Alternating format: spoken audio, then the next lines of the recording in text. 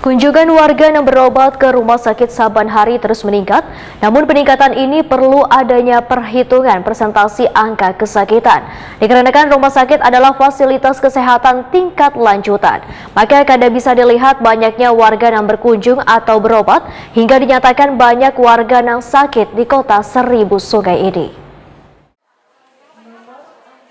Kunjungan warga yang berobat ke rumah sakit saban hari terus meningkat, namun peningkatan ini perlu adanya perhitungan persentasi angka kesakitan. Dikarenakan rumah sakit adalah fasilitas kesehatan tingkat lanjutan, maka kada bisa dilihat dengan banyaknya warga yang berkunjung atau berobat ke rumah sakit hingga dinyatakan banyak warga yang sakit di kota Seribu Sungai ini. Maka perlu dilihat secara global di seberatan rumah sakit yang ada di Banjarmasin. Demikian diperhatikan Direktur Rumah Sakit Umum Daerah Sultan Suryansa, Dr. Muhammad Saukani lan Prima TV usai menerima kunjungan Komisi 4 DPRD Banjarmasin jelang tengah hari Rabu 25 Mei 2022. Jadi harus dihitung betul-betul apakah memang benar asumsi tadi itu mengatakan bahwa berarti banyak orang sakit nih.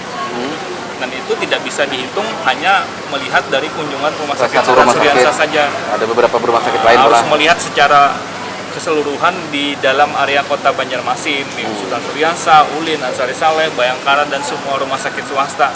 Nah, perlu dihitung angka kunjungan rumah sakitnya, angka kesakitannya berapa persen dibandingkan yang sehat. Melalui perhitungan secara global, ujar Muhammad Saukani, maka akan diketahui berapa perbandingannya dengan orang yang sehat, sehingga kada menjadi sebuah kesimpulan bila sebuah rumah sakit banyak pengunjungnya, maka orang Banjarmasin banyak nang sakit.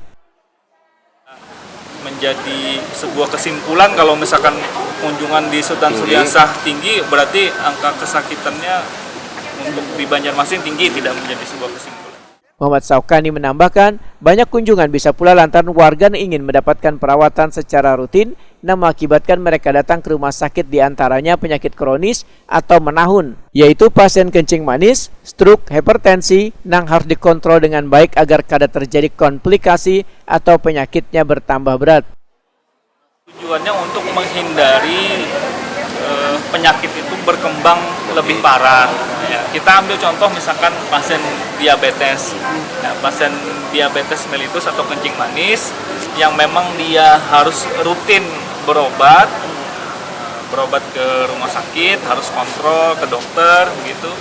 Yaitu tujuannya selain untuk memang pengobatannya, tapi juga untuk mengendalikan penyakitnya. Karena kalau misalkan dia tidak berobat, tidak kontrol ke dokter, ya tentu kondisi penyakitnya akan jadi parah begitu kan.